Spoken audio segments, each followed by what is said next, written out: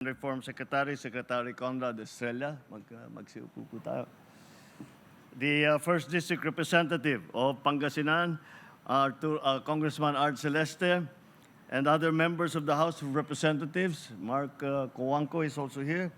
Of course, Pangasinan Governor, Governor Ramon Guico, my fellow workers in government, and to the beneficiaries, the stakeholders who we met earlier, yung mga stakeholder dito para sa mapapakinabangan itong ating project na hindi lamang kagaya ng ipaliwanag ni Congressman, hindi lamang itong Sky Garden, kung hindi it is marami pa tayong idadagdag na ng mga proyekto para yung bumisita sa Alaminos na 500,000, paabuti na natin ng 1 milyon yan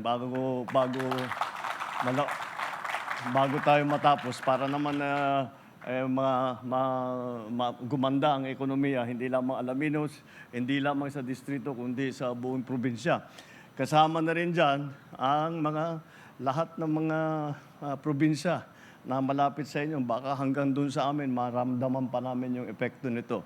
So, naibag nga daw kada kayo aming kailian mi, tuwing mainit na tag-araw, ang unang naiisip ng tao ay magpunta sa beach, magpalamig, mag-swimming, mamasyal sa 100 Islands. Nagdidebate pa kami kung ilan ba talaga yung 100 Islands.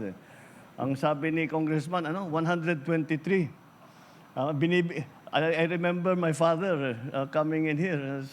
Bakit 100 islands yan? Dahil ang bilang hindi nagkakasundo kung ano yung bilang. May nagsasabi, wala pang 100.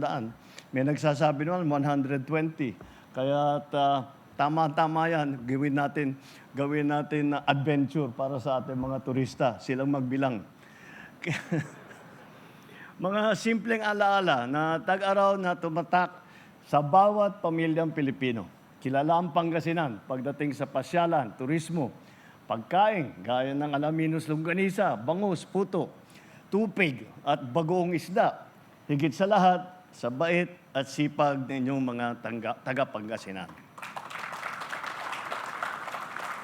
Ngunit tunay na pinabibilib ako ng Pangasinan kasi hindi kayo nakontento sa likas na yaman at pinagbuti pa ninyo ito.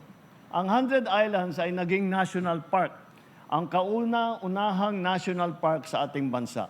Noong 2022, pumangalawas ang Pangasinan sa top destination sa bansa na nagtala ng pinakamaraming lokal na turista. Ang halos 1 milyong lokal at dayuhang turista na bumisito sa inyo nung nakarang taon ay magpapatunay sa ganda ng inyong lalawigan. Kilala rin kayo sa galing at ganda ng inyong mga tourism souvenir, sa sports tourism, sa beach games, hosting ng mga event. Patunay na ang talento at siyempre sa charm ng mga taga-Pangasinan. Noong isang taon, itinanghal na ang Pangasinan na best province in local tourism sa ginanap na 2024 Region 1 Tourism Summit. At ngayong namang araw, ating tutunghayan ang isa namang kaabang-abang na proyekto dito sa inyong lalawigan, itong ating sisimulan na Sky Garden. Bunga ang Sky Garden sa pagtutulungan ng pamahalaang lungsod ng Alaminos, ng Tourism Infrastructure and Enterprise Zone Authority o yung TIEZA, at ang Department of Tourism. Isang kagandahan ng Sky Garden ay pangbuong pamilya ito. Kami na tinatawag na Gen Z, pwedeng mag-vlog at mag-my day dito. Para naman sa mga magulang at mga senior natin, gaya ni Secretary Conrad, nandyan ang elevated garden. Pero kailangan hindi sila mahirapan umakyat para ma-enjoy nila ang mga garden na ito. Kaya sa TIEZA, tulungan ninyo po ang pamahalaan lungsod ng Alaminos upang mapabilis at maisaayos ang pagtatayo nito.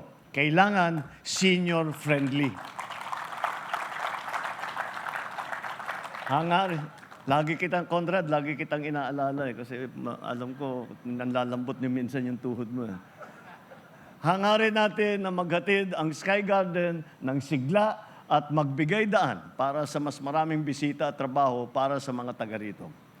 Napakahalaga ng turismo sa kaunlaran ng mga kanayunan. Nasusuportahan nito ang ating mga magsasaka, ating mangingisda, na mga nagtitinda ng pasalubong, kasama ang mga otel, ang transportasyon. Ang panawagan ko lang po sa ating mga kasama sa pamahalaan, sa kapulisan at sa mga lokal na pamahalaan, atin tiyakin na ligtas at maayos ang lagay ng ating mga manlalakbay. Sa daan, sa hotel, sa restaurant, o kung saan man sila tutungo. Bilang turista, napakahalaga na maayos ang mga rest area. Kaya ang DOT at saka ang TIESA ay gumagawa ng mga tourist rest area para komportable naman ang mga naglalakbay. Dito, mayroong malinis na restroom. May information center, may ATM, may pasalubong center. 10 na po ang naipagawa ng DOT.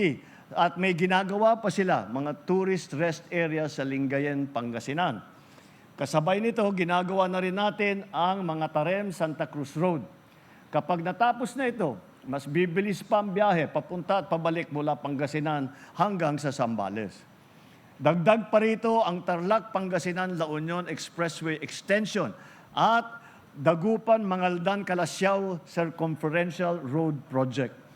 Layo ng mga proyektong ito na gawing madali, mabilis at ligtas ang biyahe papunta sa mga pasyalan sa Pangasinan. Bawas puyat, bawas pagod, bawas gastos. Mas makakapag-enjoy na kasama ang inyong mga pamilya. Ngunit, kasabay ng pag-unlad, ingatan at paunlarin natin ang ating kalikasan. Huwag nating itong pabayaan upang maipapamana natin ito sa mga susunod na henerasyon. Kapag inuuna natin ang kapakanan ng isa't isa, nakakabuo tayo ng kinabukasang ligtas at maunlad para sa ating mga Pilipino. Ika nga ng mga kahenerasyon ko, para tayo ay maging successful. Sa bagong Pilipinas, sama-sama tayong manindigan para sa bayan at para sa isang kinabukasang marangal, matatag at makatarungan. Maraming salamat. Mabuhay ang Pangasinan, mabuhay ang Alaminos, mabuhay ang bagong Pilipinas.